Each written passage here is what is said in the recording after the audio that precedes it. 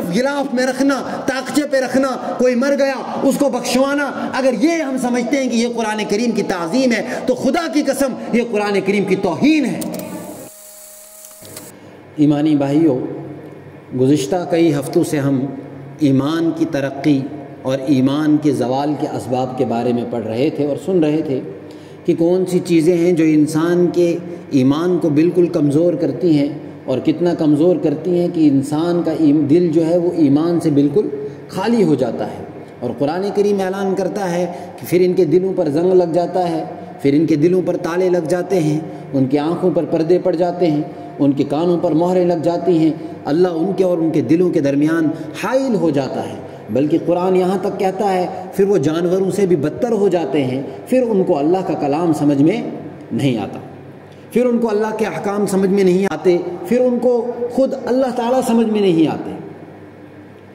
اور دوسری طرف کچھ چیزیں ہیں جو انسان کی ایمان کی ترقی کا سبب بنتی ہیں کہ انسان اگر ان پر عمل کرے تو انسان کا ایمان اتنا مضبوط ہوتا ہے کہ قرآن کریم اعلان کرتا ہے لَقَدْ خَلَقْنَا الْإِنسَانَ فِي أَحْسَنِ تَقْوِيمٍ۔ گویا اگر آسان الفاظ میں کہا جائے تو انسان فرشتوں سے بھی آگے بڑھ جاتا ہے۔ لیکن وہ کون سی چیزیں ہیں، وہ کون سے اسباب ہیں، ان کے بارے میں ہم نے گزشتہ ہفتے سنا تھا کہ سب سے پہلی چیز، سب سے پہلا سبب جو انسان کے ایمان کی ترقی کا ذریعہ بنتا ہے، انسان کے ایمان کو مضبوط کرتا ہے، وہ اللہ تعالیٰ کی مقدس کتاب قرآن مجید ہے۔ قرآن کریم اعلان کرتا ہے یا ایھا الناس قد جاءتکم موعظۃ من ربکم وشفاء لما فی الصدور، اے لوگو قد جاءتکم موعظہ، یقیناً تمہارے پاس ایک نصیحت آئی ہے، وشفاء لما فی الصدور، اور جو کچھ تمہارے دلوں میں بیماریاں ہیں ان بیماریوں کی شفا آئی ہے۔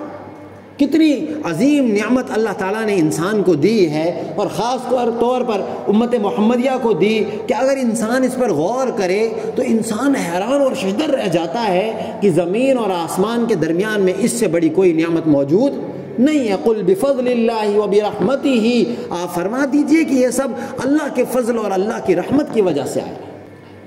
آپ 1400 سال پہلے کی تاریخ اٹھا کر دیکھیں کتنی عظیم نعمت، اور کیسی نعمت ہے کہ وہ لوگ کہ جو ایک دوسرے کے خون کے پیاسے ہوتے تھے، وہ لوگ جو ایک دوسرے کا خون پینے کے لیے تیار ہوتے تھے، وہ لوگ جو جہالت کے دانے پر کھڑے ہوئے تھے، اور قرآن کریم کہتا ہے وَكُنْتُمْ عَلَى شَفَا حُفْرَةٍ مِّنَ النَّارِ، تم آگ کے بس کنارے پر تھے کہ ایک دھکا لگتا اور جہنم میں گر جاتے، ایسی جہالت میں مبتلا تھے۔ لیکن قرآن کریم نازل ہوتا ہے، یہی لوگ جو کل تک ایک دوسرے کے خون کے پیاسے تھے، جو کل تک کہتے تھے نقاتل الاعداء فإن لم نجد فإخواننا، کہ ہم اپنے دشمنوں کے گلے کاٹتے ہیں، اگر دشمن نہ ملے تو ہم اپنے بھائیوں کو بھی نہیں چھوڑتے ہیں، جو کل تک ایک اونٹ کے پہلے پانی پینے سے 40 سال تک لڑائیاں کرتے تھے اور خون بہاتے تھے، ایک شخص کے قتل کی وجہ سے پورے قبیلے کو تہہ خاک کر دیا جاتا تھا، ایک شخص کے قتل کی وجہ سے پوری قوموں کو مٹا دیا جاتا تھا،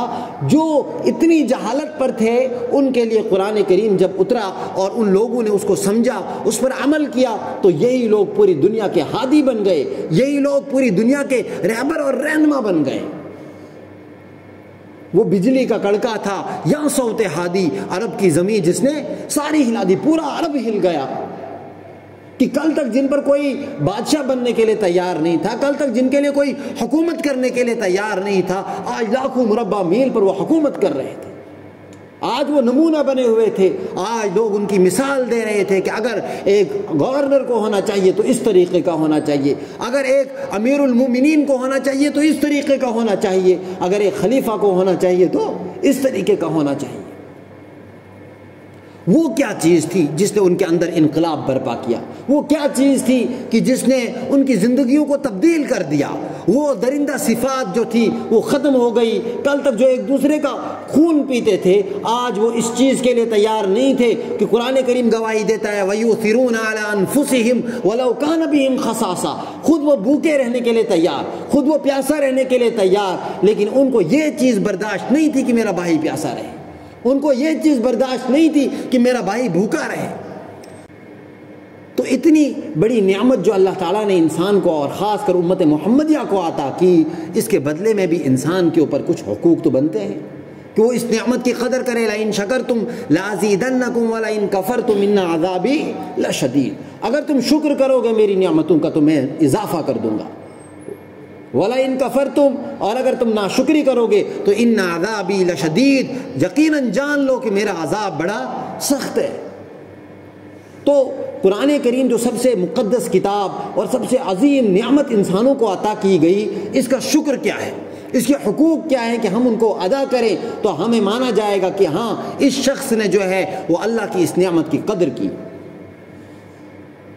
موٹے موٹے طور پر اگر دیکھا جائے 5 حقوق انسان کے اوپر لازم ہوتے ہیں کہ اس قرآن کریم یہ مقدس کتاب جو انسان کو عطا کی گئی، 5 حقوق اس کے ہر مسلمان پر لازم ہے کہ وہ ان کو ادا کرے. سب سے پہلا حق کیا ہے؟ وہ اس کلام مقدس پر ایمان لانا، اس کی تعظیم کرنا، یہ سب سے پہلا حق ہے.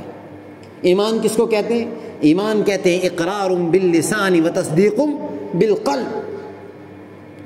زبان سے اقرار کرنا کہ یہ اللہ تعالیٰ کی آسمانی مقدس کتاب ہے، یہ ایمان ہے. اور اسی کی وجہ سے ہم سب مسلمان کہلاتے ہیں کہ ہم مانتے ہیں کہ قرآن کریم اللہ تعالیٰ کی طرف سے آسمانی مقدس کتاب ہے، چنانچہ ہمیں مسلمان کہا جاتا ہے. لیکن اگر غور کیا جائے تو ایمان کہتے ہیں زبان سے اقرار کرنا، وتصدیق بالقلب، اور انسان کا دل اس پر مطمئن ہو، ان چیزوں پر اس کا پختہ یقین ہو جائے کہ واقعتاً یہ اللہ کی کتاب ہے. اس کے دل میں یہ یقین پیدا ہو جائے کہ یہ اللہ کی طرف سے نازل ہوئی ہے، اس میں کوئی شک و شبہ نہیں ہے. اور جب انسان کے دل میں پختہ یقین پیدا ہوتا ہے تو تعظیم بھی پیدا ہوگی. جب یہ یقین ہوگا کہ یہ میرے خالق کا کلام ہے، میرے مالک کا، مجھے پیدا کرنے والے کا کلام ہے، تو یقیناً اس کی عظمت ہمارے دلوں میں پیدا ہوگی. اللہ کے حبیب صلی اللہ علیہ وسلم کے لیے، صحابہ کرام کے لیے قرآن کریم گواہی دیتا ہے، آمن الرسول بما انزل الیہ من ربہ والمؤمنون. رسول ایمان لائے اس چیز پر جو نازل کیا گیا ان کے رب کی طرف سے. والمؤمنون، صحابہ کرام ایمان لائے، یعنی والمؤمنون سے مراد صحابہ کرام کی مقدس جماعت ہے. والذین یؤمنون بما انزل الیک وما انزل من قبلک. کون لوگ اس کلام سے ہدایت حاصل کرتے ہیں؟ وہ جو نازل کی ہوئی چیزوں پر ایمان لائیں. تو ایمان لانا سب سے پہلی بات. آپ اللہ کے حبیب صلی اللہ علیہ وسلم کی ذات کو اٹھا کر دیکھیں کہ جب انسان کے دل میں ایمان پختہ ہو جاتا ہے تو اس چیز سے محبت بھی بڑھتی ہے، اس چیز سے عقیدت بڑھتی ہے. اللہ کے حبیب صلی اللہ علیہ وسلم کو دیکھیں، جب وحی نازل ہونے لگتی ہے تو آپ صلی اللہ علیہ وسلم کتنی محبت کے ساتھ، کتنی شدت کے ساتھ وحی کا انتظار کرتے ہیں. بلکہ کئی دنوں تک وحی نازل نہیں ہوتی ہے تو آپ صلی اللہ علیہ وسلم پریشان ہو جاتے ہیں، حیران ہو جاتے ہیں. وحی نازل ہوتی ہے، آپ جلدی جلدی اس شوق سے پڑھنے لگتے ہیں. قرآن کریم کہتا ہے فلا تعجل بالقرآن، آپ قرآن کو جلدی جلدی نہ پڑھیں. آپ صلی اللہ علیہ وسلم کے ساتھ شفقت کا معاملہ کیا جاتا ہے. لا تحرک به لسانک لتعجل به ان علینا جمعه وقرآنا. لا تحرک به لسانک، آپ اپنی زبان کو زیادہ حرکت نہ دیں، آپ پریشان نہ ہوں. ان علینا جمعه وقرآنا، اس کا جمع کرنا، اس کا پڑھا دینا یہ ہماری ذمہ داری ہے، آپ کو پریشان ہونے کی ضرورت نہیں ہے. کتنی محبت اللہ کے حبیب کو اس کلام کے ساتھ ہوتی ہے کہ پوری پوری رات اللہ کے حبیب صلی اللہ علیہ وسلم قرآن کریم کی تلاوت میں گزارتے ہیں. آپ پوری رات کھڑے ہیں، آپ کے پاؤں مبارک میں ورم آ جاتا ہے. پوری رات قرآن کریم کی تلاوت ہو رہی ہے، آپ کو کوئی تھکن نام محسوس نہیں ہوتی ہے. صحابہ کرام گواہی دیتے ہیں کہ اللہ کے حبیب صلی اللہ علیہ وسلم تلاوت کر رہے ہیں پوری رات نماز میں، اور آپ کے سینے سے ایسی آوازیں آ رہی ہیں رونے کی، ایسا لگ رہا ہے کہ ہانڈی ابل رہی ہے. آپ صحابہ کو حکم دیتے ہیں کہ قرآن پڑھو. صحابہ کرام قرآن پڑھ کر سناتے ہیں اور آپ کی آنکھوں سے جو ہے وہ آنسو جاری ہوتے ہیں. اب صحابہ کرام کی زندگی کو اٹھا کر دیکھیں کس طریقے سے صحابہ کرام اللہ کے حبیب صلی اللہ علیہ وسلم کے اس معاملے میں ساتھ دیتے ہیں. اور صحابہ کرام آپ کے پاس آ کر کہتے ہیں کہ ہمیں جلد از جلد قرآن کریم مکمل کرنے کی اجازت دی جائے. ہم 1 دن میں مکمل کرنا چاہتے ہیں، ہم 2 دن میں مکمل کرنا چاہتے ہیں، ہم 3 دن میں مکمل کرنا چاہتے ہیں. ان کو بھی کھیتی باڑی کے کام ہیں، ان کو بھی مال کمانا ہے، ان کو بھی اپنے گھر والوں کا خیال رکھنا ہے، ان کے پاس بھی بچے ہیں، ان کے بھی رشتہ دار ہیں. ہے، لیکن ان تمام چیزوں کو قطع نظر کر کے وہ اللہ کے حبیب صلی اللہ علیہ وسلم کے پاس آ کر یہ اعلان کرتے ہیں، اپنے جذبے کا اظہار کرتے ہیں کہ ہم چاہتے ہیں کہ ہم قرآن کریم کی تلاوت کریں اور خوب تلاوت کریں۔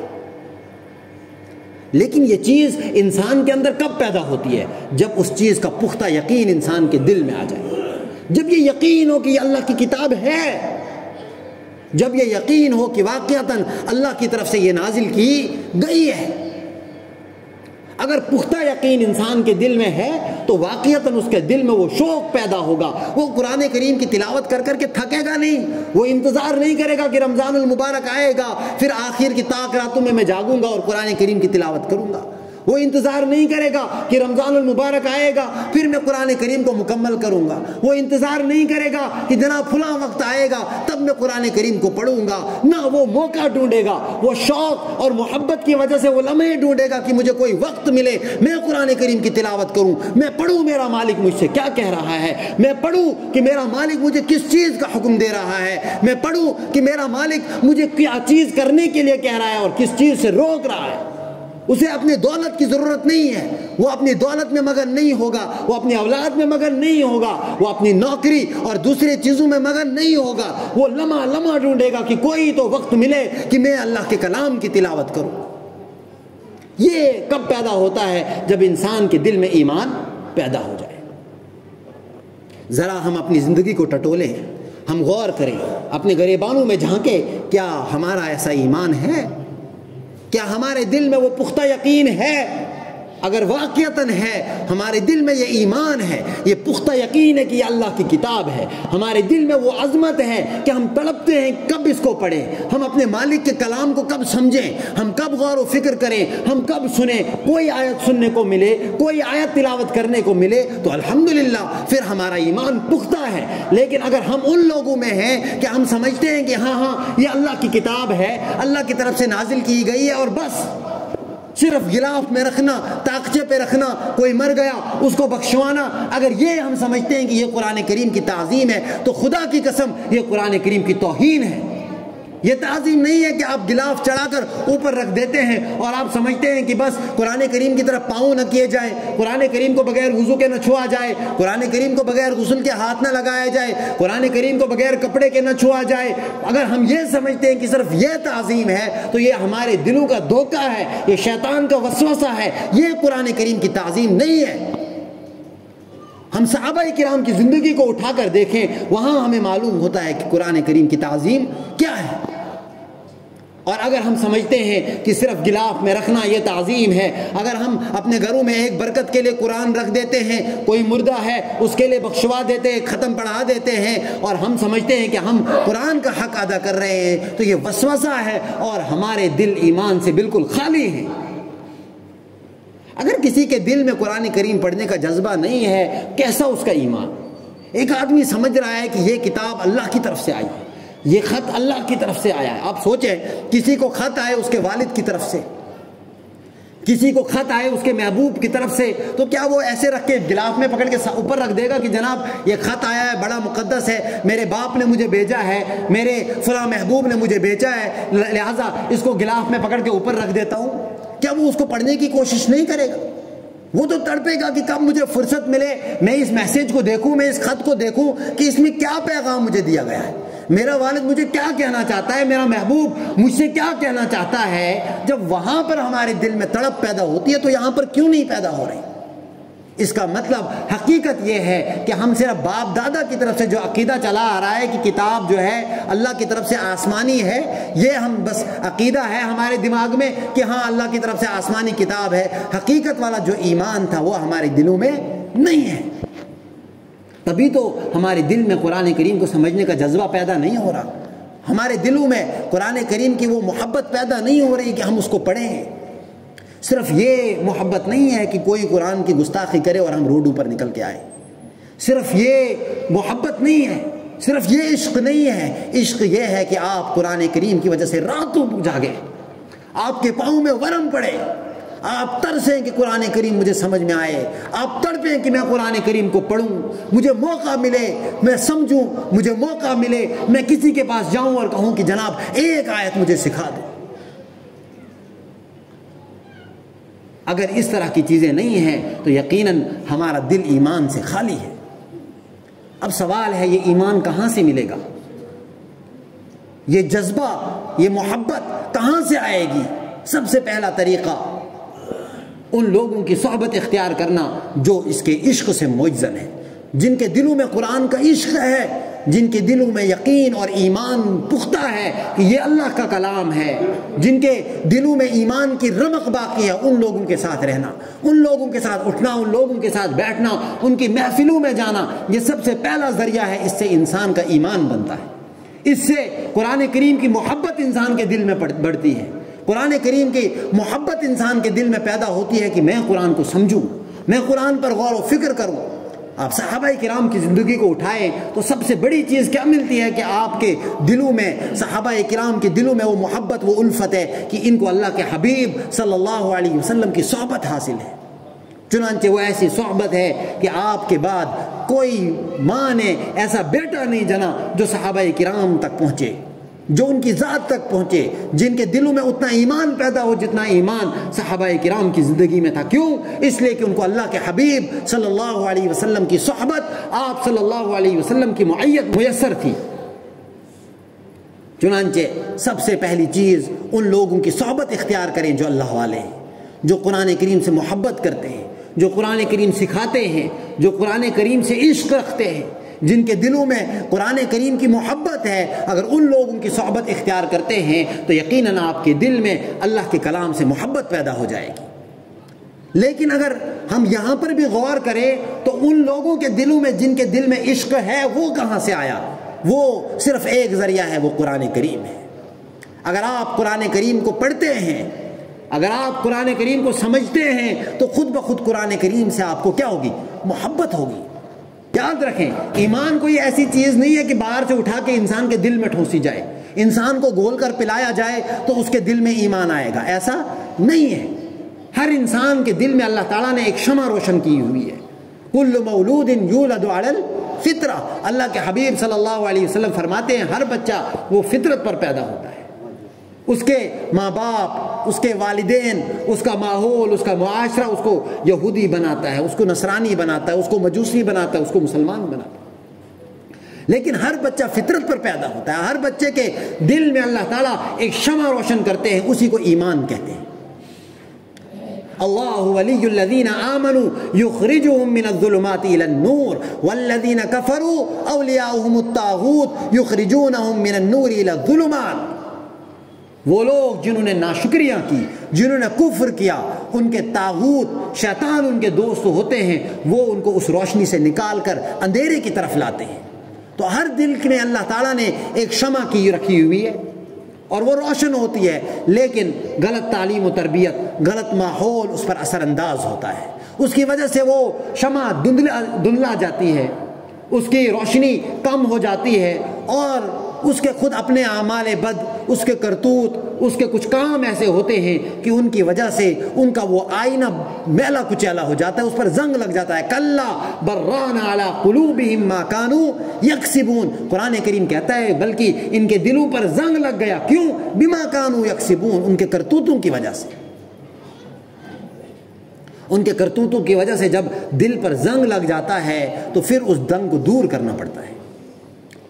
اللہ کے حبیب صلی اللہ علیہ وسلم سے مروی حضرت ابن عمر رضی اللہ عنہ فرماتے ہیں کہ اللہ کے حبیب صلی اللہ علیہ وسلم نے فرمایا ان هذه القلوب تصدع كما يصدع الحديد، کہ یہ دل جو ہوتے ہیں یہ اسی طریقے سے زنگ آلود ہوتے ہیں جس طریقے سے لوہے کو زنگ لگتا ہے۔ کب؟ اذا اصابه الماء، جب پانی پہنچ جاتا ہے، جب لوہے پر پانی پڑ جائے تو اس پر کیا لگ جاتا ہے؟ زنگ لگ جاتا ہے۔ اسی طریقے سے دلوں پر بھی زنگ لگتا ہے۔ اور اللہ کے حبیب صلی اللہ علیہ وسلم سے پوچھا گیا وما جلاؤها، اے اللہ کے حبیب صلی اللہ علیہ وسلم اس کو صاف کرنے کا ذریعہ کیا ہے؟ آپ صلی اللہ علیہ وسلم نے دو چیزیں بیان فرمائی۔ آپ نے فرمایا کثرت ذکر الموت و تلاوت القرآن، موت کا کثرت کے ساتھ ذکر کرو، قرآن کریم کی کثرت کے ساتھ تلاوت کرو، بس یہی دو چیزیں ہیں جو آپ کے دل کو زندہ کر سکتی ہیں، جو آپ کے دل کو صاف کر سکتی ہیں۔ اور اگر یہ دو چیزیں نہیں ہیں تو آپ کا دل کبھی صاف نہیں ہوگا، وہ میلا کا میلا رہے گا۔ آپ اپنے ایمان کے دعوے کرتے رہیں، آپ اپنے آپ کو مسلمان کہتے رہیں، اگر آپ قرآن کریم کی تلاوت نہیں کرتے ہیں آپ کے دل سے کبھی زنگ ختم نہیں ہوگا، آپ کے دل سے کبھی میل کچیل ختم نہیں ہوگی۔ خلاصہ کلام کیا نکلا؟ یہ جو ابھی تک میں آدھے گھنٹے سے بتا رہا ہوں، اس کا مقصد کیا ہے؟ مقصد یہ ہے، اس کا خلاصہ یہ ہے کہ اللہ تعالیٰ نے ہر انسان کے دل میں ایک شمع روشن رکھی ہوئی ہے، لیکن حالات، ماحول، معاشرہ، تربیت، تعلیم، یہ ساری چیزیں اس کے دل پر اثر انداز ہوتی ہیں اور اس کے دل پر زنگ لگنا شروع ہوتا ہے۔ اس کا دل اور اس کا وہ چراغ جو روشن ہوتا ہے وہ دھندلا جاتا ہے۔ اور اللہ کے حبیب صلی اللہ علیہ وسلم نے یہ دو چیزیں بیان فرمائی، کثرت ذکر الموت و تلاوت القرآن، اور دونوں چیزوں کا ہمارے پاس وقت نہیں ہوتا ہے۔ موت کو تو ہم بڑا گندا سمجھتے ہیں، کہیں پر اگر گھر میں یہ ذکر کر دیا جائے کہ یار جب موت آئے گی تو کیا ہوگا، گھر والے کہتے ہیں بھائی کیا باتیں کر رہے ہو، مرنے کی باتیں کر رہے ہو، یہ کوئی اچھی بات ہے؟ یہ تو اچھی بات نہیں ہے۔ حالانکہ اللہ کے حبیب فرماتے ہیں کثرت و ذکر الموت، موت کا کثرت کے ساتھ ذکر کرنے سے انسان کا ایمان مضبوط ہوتا ہے، انسان کا ایمان ترقی کرتا ہے، انسان کا دل صاف ہوتا ہے۔ وہ تلاوت القرآن، اور اس کے لیے تو ہمارے پاس وقت ہی نہیں ہے۔ اور ہمارا نصاب ایسا بنایا گیا، دیکھیں کوئی آپ کے پاس آ کر یہ نہیں کہے گا جناب قرآن کریم کی تلاوت نہ کرو، ایسا نہیں ہوگا کہ لوگ آئیں گے اور آپ کو پابندی لگائیں گے جناب آپ قرآن کریم کی تلاوت نہیں کر سکتے ہیں، اس طریقے سے آپ کو قرآن سے دور کیا جائے گا۔ نہ، آپ کا نصاب ایسا بنایا جائے گا، آپ کی زندگی کا سلیبس ایسا بنایا جائے گا کہ آپ کو فرصت ہی نہیں ملے گی قرآن کریم پڑھنے کی۔ ہم اپنی زندگیوں کو دیکھیں، ہمارے پاس وقت ہی نہیں ہوتا ہے کہ ہم قرآن کریم کا مطالعہ کریں، ہم قرآن کریم کو پڑھیں۔ کیوں؟ اس لیے کہ ہمارے پاس ٹائم نہیں ہے، ہمارے پاس وقت نہیں ہے، ہم 10 منٹ نہیں نکال پاتے ہیں اپنی زندگی کے کہ ہم جو ہے قرآن کریم کو سمجھیں اور دیکھیں کہ اللہ تعالیٰ ہم سے کیا کہہ رہے ہیں۔ لہٰذا ہم میں سے ہر شخص کے لیے ضروری ہے کہ ہم یہ سمجھیں کہ یہ کس ذات کا کلام ہے، کون سی ذات ہے جس نے اس کو اتارا۔ اللہ لا الہ الا هو الحی القیوم لا تأخذه سنة ولا نوم له ما في السماوات وما في الارض هو الله الذي لا اله الا هو عالم الغیب والشہادہ هو الرحمن الرحیم هو الله الذي لا اله الا هو الملک القدوس السلام المؤمن المہیمن العزیز الجبار المتکبر۔ وقت نہیں ہے ورنہ میں آپ کو ترجمہ کر کے بتاتا کہ کس طریقے سے اللہ تعالیٰ اپنا تعارف کراتے ہیں۔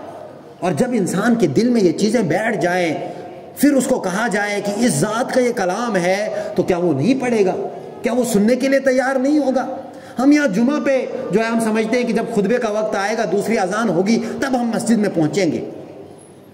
ہم یہاں پر آنے کے لیے تیار نہیں ہوتے، یہاں پر سننے کے لیے تیار نہیں ہوتے، خود کہاں پھر وقت نکال کے ہم پڑھ سکیں گے؟